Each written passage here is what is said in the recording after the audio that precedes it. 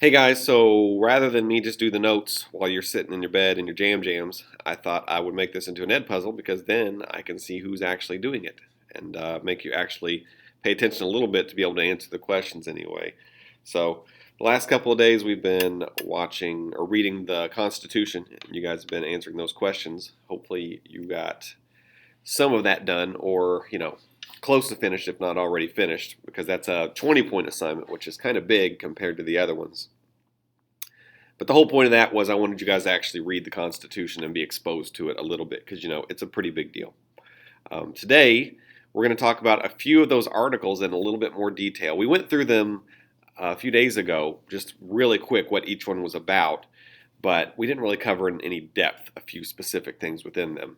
So hopefully some of this is familiar to you as I go through it because you actually read it in the Constitution. But if not, then it's fine. You can jot it down here. So take notes just like you would if we were in class. If you have any questions as we go along, you can always email me, okay?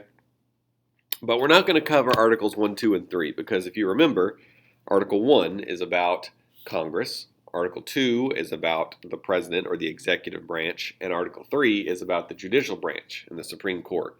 We're going to have a whole unit over each one of those next quarter. Like the entire last 9 weeks is about those three things. So we're not going to go into depth about those, but we are going to talk about 4, 5, and 6 a little bit, which some are longer than others, but some are pretty short. 4 isn't that long. Like the article number 1 is the longest by far, but Article 4 has a lot of stuff within it. And whenever we covered it a few days ago, we said it all has to do with states' rights. So individual states' rights. And there's a few different things in there. There's one thing called the full faith and credit clause, and that's a fancy description of this clause. The whole idea is that states have to honor the laws that other states pass. The example, it's a good example. It's a little outdated, but it's a good example and it makes sense. Gay marriage is legal nationwide. There was a Supreme Court case, Obergefell v. Hodges.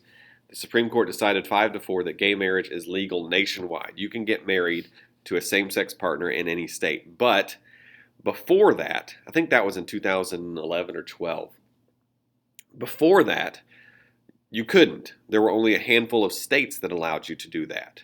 So let's say, and this is 2008, that I was to go to Massachusetts and marry a man.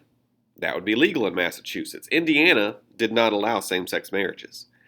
But Indiana had to honor the laws of other states. So if I moved or I went to Massachusetts and married another man and I moved back to Indiana, Indiana had to honor that law. They had to honor that marriage and that license.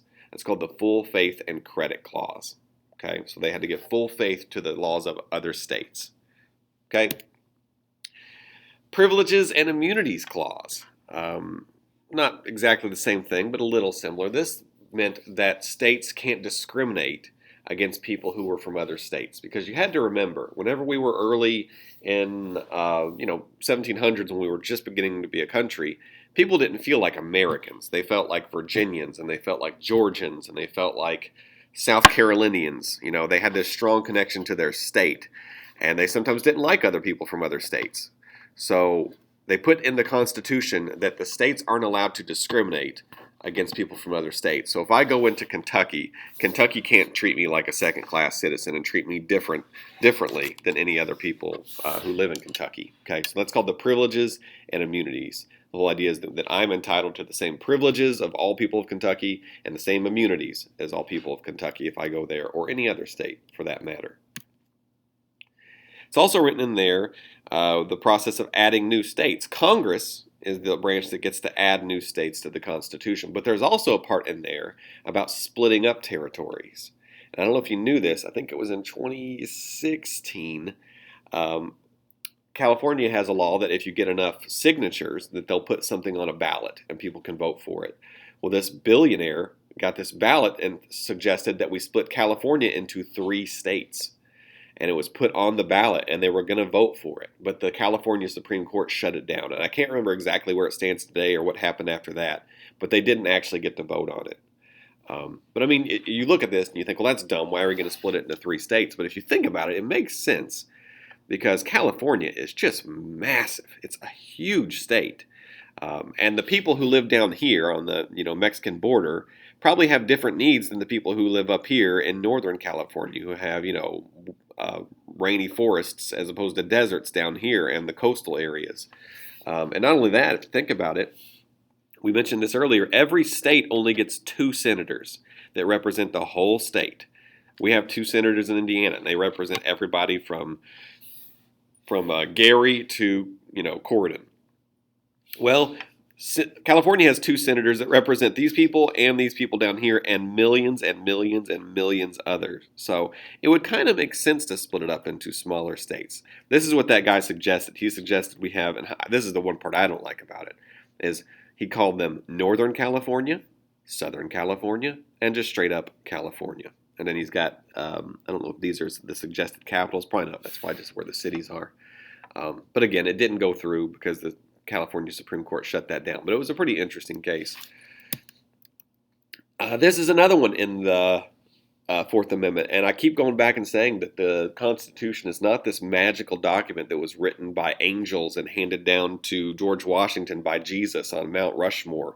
There are some bad things in the Constitution, The Founding Fathers are under fire more than ever today as we kind of look back and critique and criticize the founders of the country for some of their views.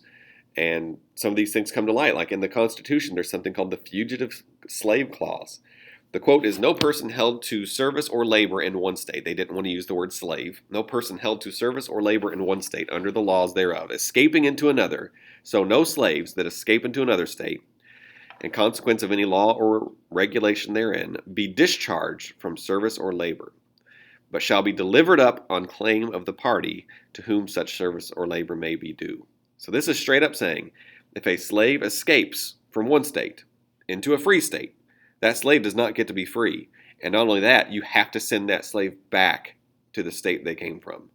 It's the Fugitive Slave Clause, meaning that if slaves run away, they have to be sent back to their other state. So, again, not a great thing. This was invalidated by the 13th Amendment, but, this still is in the original Constitution, which is kind of sad. And then it just says every state gets a Republican form of government. So every state kind of gets their own form of government. Nothing too fancy there. Article 5 is the amendment process. So the amendment process is how we change the Constitution. Just like I said, we changed the Constitution by adding the 13th Amendment and freeing the slaves. Sometimes stuff comes up and we say, hey, we need to change this. This is outdated, or it doesn't matter anymore, or they forgot to add this thing, so we need to change the Constitution.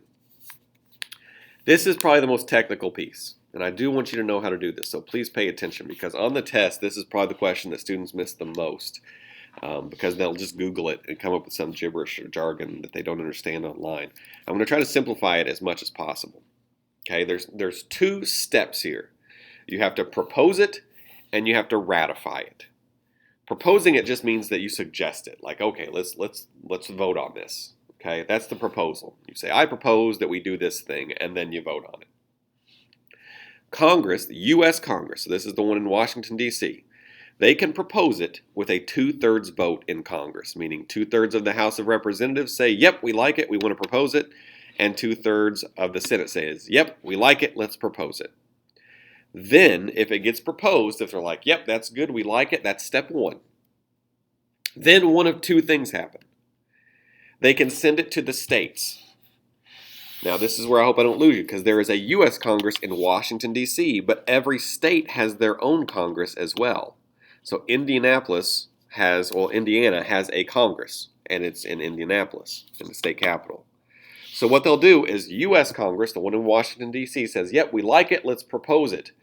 They propose it, and then it goes to the states. If 3/4 of the states say, yep, we like it, and they sign off on it, then it becomes an amendment. Okay? So that's one way it happens.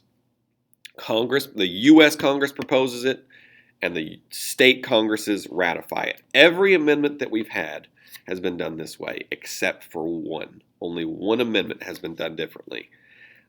There have been 27 amendments. Okay? One of them was not done this way. But there's actually another way to do this.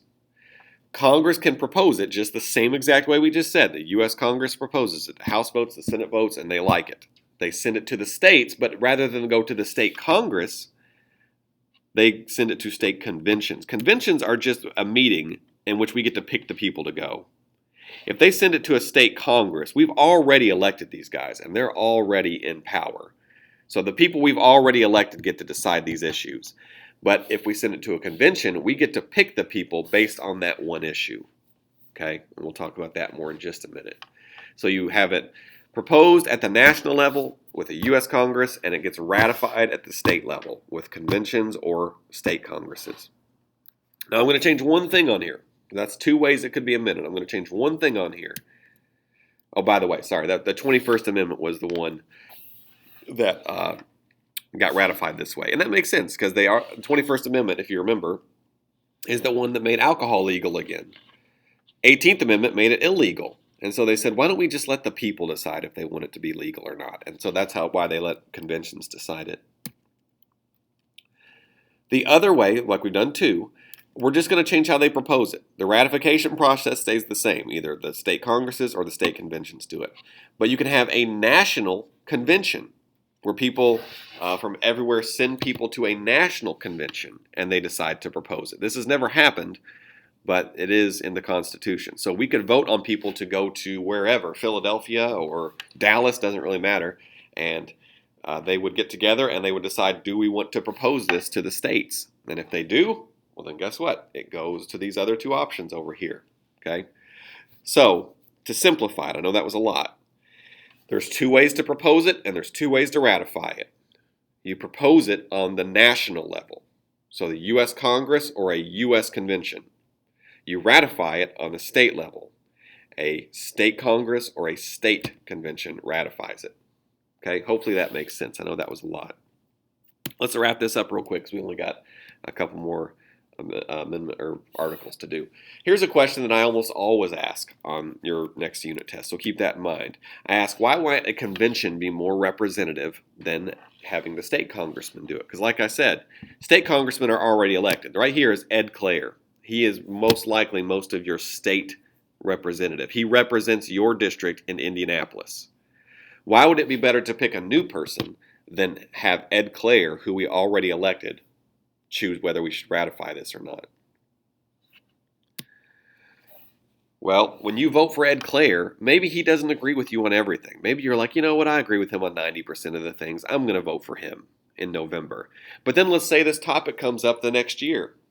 Marijuana legalization. Let's say that we're going to make a federal law to legalize marijuana and it's proposed. Do you agree with Ed Clare on this topic? Because maybe you would disagree with or you agree with him on everything except this. Well, you don't want him to represent you on this topic then. You'd like to pick somebody new who specifically represents you on this topic. So that's why a convention might be a little bit more representative than just having the people who were already in office pick for us. You get to pick somebody new based on that issue, that one specific issue, okay? Article 6 is the Supremacy Clause. Straight up, it just says, and here's the quote, Constitution and the laws of the United States which shall be made in pursuance of, which means later, and all treaties which shall be made under the authority of the U.S. shall be the supreme law of the land. This just means the Constitution's the top dog. No state laws can go against it. If this ever contradicts something, the Constitution wins. There was also one more little quote in there I thought was interesting. Senators and representatives before mentioned, and the members of the state legislatures, and all executive, and basically everybody, all officers of the U.S., shall be bound by oath to support the Constitution, but no religious test shall ever be required. I thought that was interesting that they threw in there that you can't make anybody take a religious test. You can kind of see that commitment to freedom of religion even in the 1700s. Article 7 is just straight up ratification, and this is literally the entire thing. Ratification of the conventions of 9 states, and we talked about that last time. 9 states were needed to ratify it. Okay. All right. I think we're going to end it there because this went a little bit longer than I had planned. So tomorrow we will talk about amendments. Just real briefly, how many amendments there were. We'll read an article about proposed amendments that never got ratified. But yeah, we're going to stop it there for today. So as long as you get this done for today, you guys are done. But this is I do want you guys to have this done before class tomorrow, which I don't know why I'm telling you this, because if you're at this point in the video, you're done. So, all right, I'll see you guys tomorrow.